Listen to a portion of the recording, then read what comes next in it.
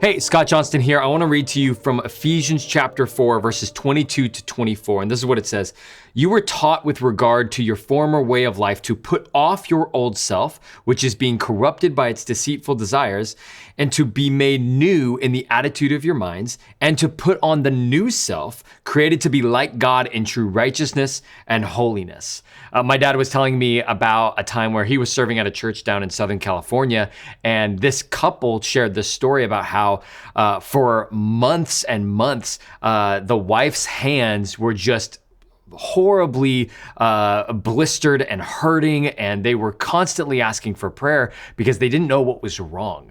She constantly, every month, would have the same sort of debilitating, what looked like a skin disease on her hands, and she was in constant pain. Until one evening, they invited some friends over to their house, and as they're showing around the house and they're talking about how nice the house is and everything.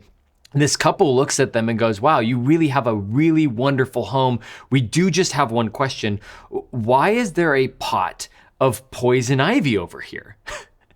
And what had happened was that this woman, this poor, sweet woman, she was going through her house and cleaning by hand everything, including the plants. And she had no idea that what she was cleaning was actually poison ivy. She had no idea that there was something in her home that was continuing to poison her over and over and over again.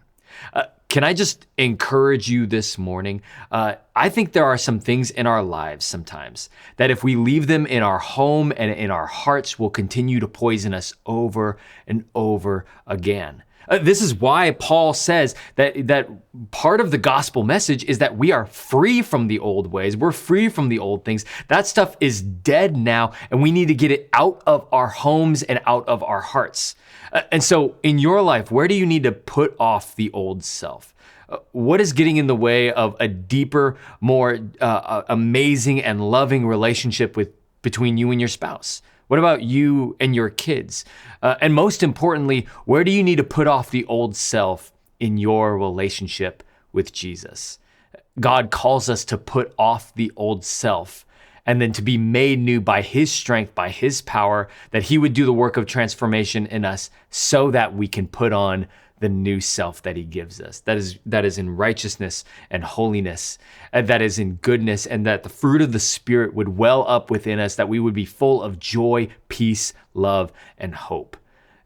I hope this encourages you today.